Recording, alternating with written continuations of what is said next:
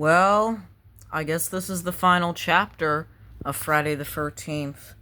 Well, turns out it is not, because it is not the final chapter, because there is a part 5, 6, 7, 8, 9, 10, 11. Yeah, it is not the final chapter. But I will be reviewing Friday the 13th, part 4, the final chapter. Now, I know it doesn't have part 4 in the title of the movie, but I like calling it Friday the 13th, part 4, the final chapter, because, well, it is the fourth in the franchise. Now, without further ado, I'm going to review this movie. So, yeah, get ready for this review. I absolutely love this title card because it explodes. It's just so awesome. I know it's not supposed to make sense that it exploded, the hockey mask. I mean, it didn't make sense in part 1 when the glass just broke, but overall, I do love this title card. And when you see the fire around the final chapter, it's just a nice touch to it. It really is. I'm glad we got to see the barn of part 3 one last time.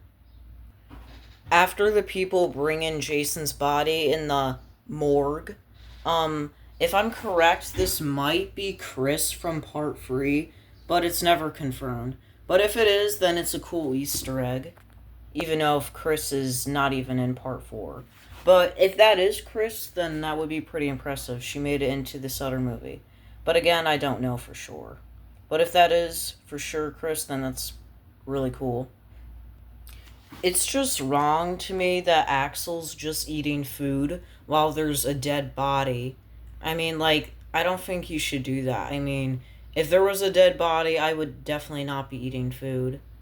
But, I mean, yeah, that would be my reaction if someone would be eating food when there's a dead body, because I would be definitely nervous. But overall, I think it's just unnecessary that he's just eating food while there is a dead body. I gotta be honest, but Axel should not work at this place because he's honestly just, well, I don't know, just he eats around dead bodies and that's just wrong. So yeah, he should not work at this morgue at all. He should be a farmer or something. That's just my suggestion.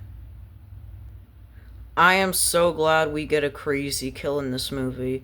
You just know Tom Savini just loves doing the gore and the kills, because this is definitely what Tom Savini just loves to do. And also, I do like this kill. I mean, it's a pretty fast kill, but overall, it's a pretty good kill. This kill is okay. It's not one of my favorites, but it's okay, I guess. Now we get into one of my favorite characters of this whole franchise, Tommy Jarvis. Now, yes, I mean, I know, like, he, like, grows up later in the franchise, but Corey Feldman's performance as Tommy Jarvis was actually amazing. It really was. But I do love Part 6's Tommy Jarvis better. But this one's pretty good as well, this Tommy Jarvis. I know Tommy loves to make these masks, but I just don't know how he could just make them. I mean, like, how did he even make it? Does he even have the right tools for it? I just kind of want to know how Tommy made this mask, because I just can't believe that he made it all by himself. But if he did, that would be pretty impressive. But seriously, I just don't see him making this mask. I mean, like, how did he do it? I just don't know. And also, I don't know what this game is on the computer. It's kind of random. But overall, it's a pretty, kind of creepy mask, but funny at the same time. Jimmy and Ted are not really that one of my favorite characters in the Friday the 13th franchise. I mean, they're okay characters, but, yeah, you just know they're gonna die in this movie because, like, whenever you see, like, background, well, I mean, like, side characters, you know they're just gonna die. But yeah, overall, they're okay characters, but not one of my favorite characters. But hey, at least these characters get cool kills. This character, Paul, is very forgettable. I mean, like, I don't even remember him, but now I do. But also, this is not Paul Holt. I know they both have the same names. I don't know. I guess they just run out of names for this movie. But yeah, this character is really forgettable, especially for me, and maybe some other people too. Another kill I like in this movie is the hitchhiker kill. It's a shame the banana is already gone, because I really love bananas. It's also cool to know that this movie takes place Sunday the 15th. Yeah, because this takes place after the events of part 3. So yeah, I guess you could call this movie Sunday the 15th. I'm just joking, but it's actually cool that this movie takes place Sunday the 15th. I love the dog in this movie, but why does Mrs. Jarvis look really suspicious in this scene? Maybe she doesn't want the other campers to be there and her son Tommy to meet them. I don't know.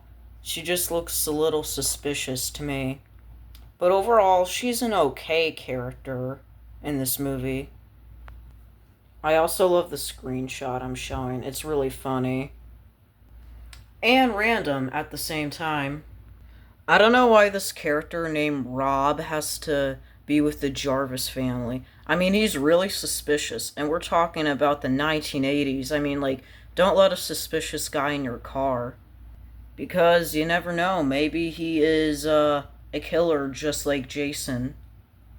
I can't believe the whole Jarvis family would let him go into this house.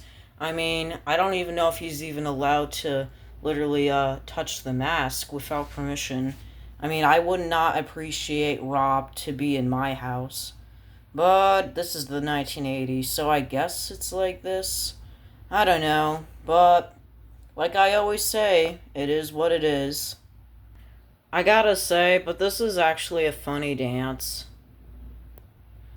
But I just don't know what to say about the dance. It's just, I mean, it is funny, but it's just, kind of rushed, the dance. Like, he's going very fast with his dance moves. But, well, it's random. I will say that. You know Terry is not having a fun time here. I mean, he's literally with Ted. And if I were with Ted, then I would not have a fun time as well. Yeah, I could see the look of disappointment on her face.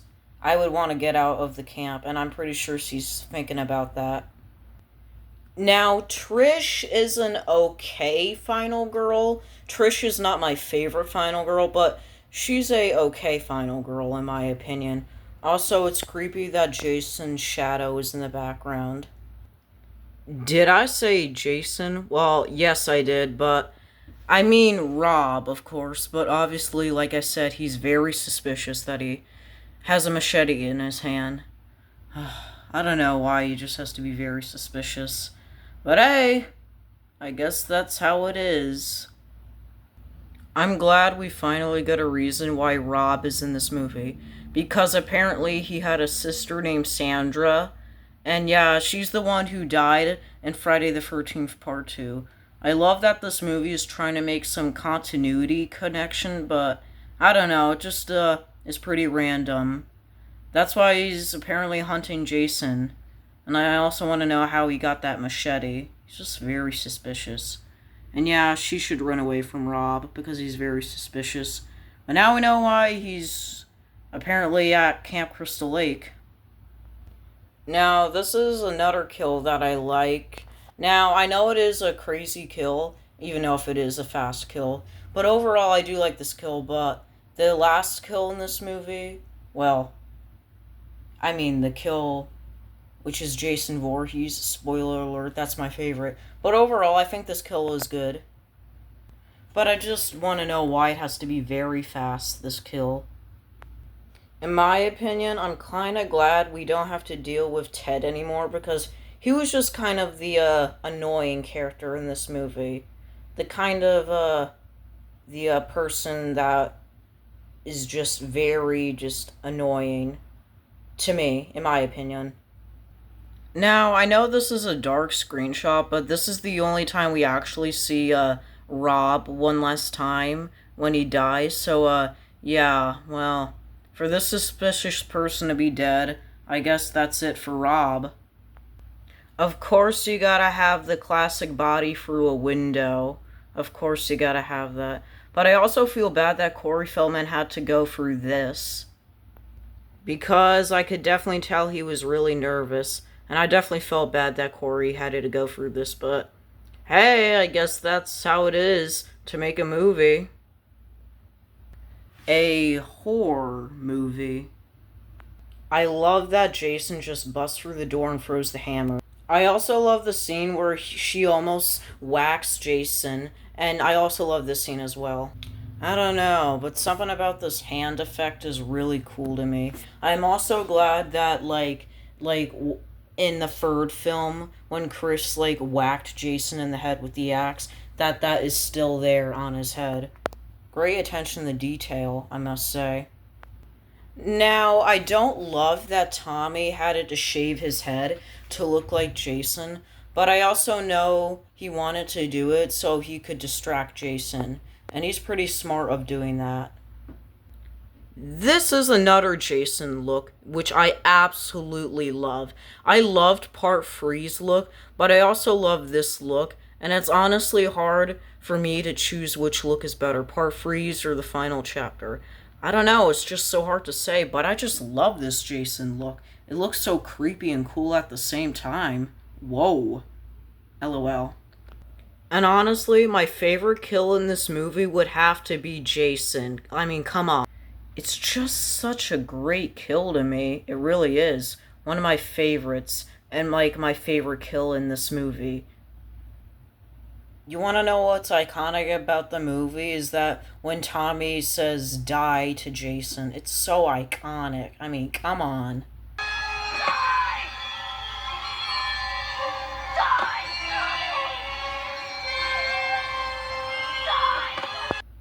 This ending was unnecessary to me because, I know it looks like Tommy's about to be the villain, but in, part 5 and 6, he's not the villain. That's why this ending is unnecessary. And that's about it for this review. Yeah, there's clearly nothing else I have to say except for this is not the final chapter. So yeah, apparently it was a lie. It was never the final chapter. But it is what it is, of course. Now, I am going to go crazy. What?